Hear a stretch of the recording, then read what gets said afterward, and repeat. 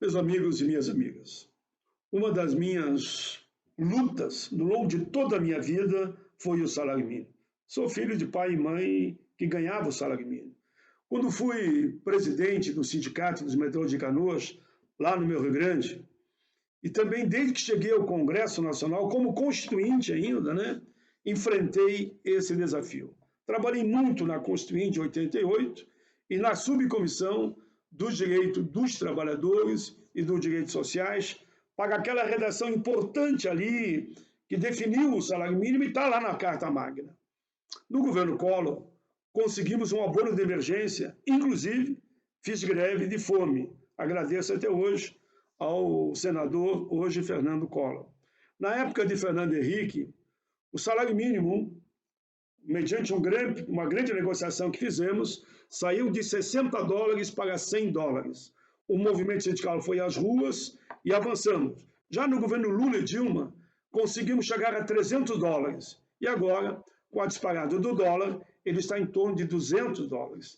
Em 2005, tive o privilégio de ser o relator da Comissão Mista Especial do Salário Mínimo. O presidente foi o meu querido deputado Jackson Barreto. O vice foi o Barelli.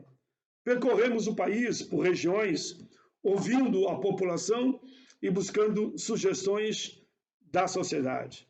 Foram 15 audiências públicas regionais, com a participação na época, inclusive, do Ministério do Trabalho, das centrais sindicais, confederação e sindicatos, convidando sempre empresários e trabalhadores, COBAP, representantes patronais, servidores públicos, o IPEA, Fundação Getúlio Vargas, enfim.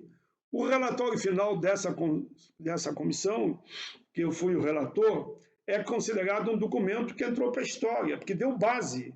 Pela primeira vez, foi proposto um mecanismo de reajuste anual permanente para o salário mínimo, que seria, conforme o relatório, inflação mais o dobro do PIB.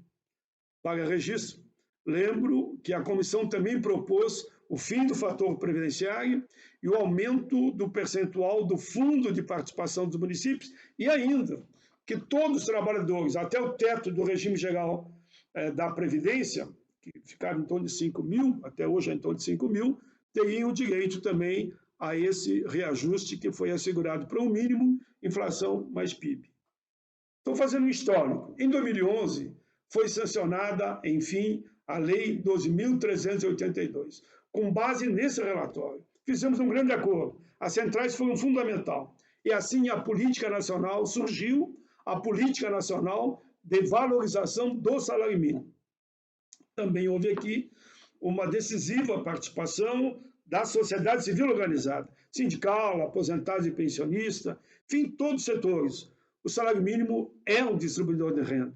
Isso se deve ao chamado efeito farol, ou seja, ele funciona como um referencial para os valores pagos para uma série de trabalhadores. Por exemplo, em programas sociais, não gera inflação, ao aumentar a renda das camadas mais pobres da sociedade, leva então, faz com que a roda gire, e com isso gera aumento de produção, de consumo, criando um círculo virtuoso progressista, gera emprego e melhora, inclusive, as condições de vida de toda a nossa gente.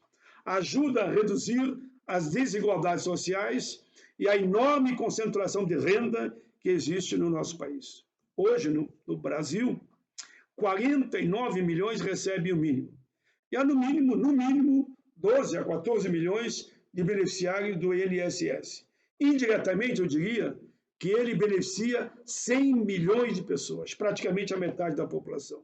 Infelizmente, o atual governo acabou com essa política de valorização do salário mínimo, que tirou de $60 para mais de 300. Agora estamos em tempo de pandemia, desemprego, corte no salário, suspensão dos contratos de trabalho, fechamento de empresas, 650 mil pequenas empresas. Conseguimos, nesse relatório da MP 909, que eu tive a satisfação de ser o relator, garantir a recomposição integral da inflação. Defendi nesse relatório que o Congresso Nacional retome a discussão da política nacional de valorização do salário mínimo, assim que a calamidade pública e toda essa crise da pandemia terminava.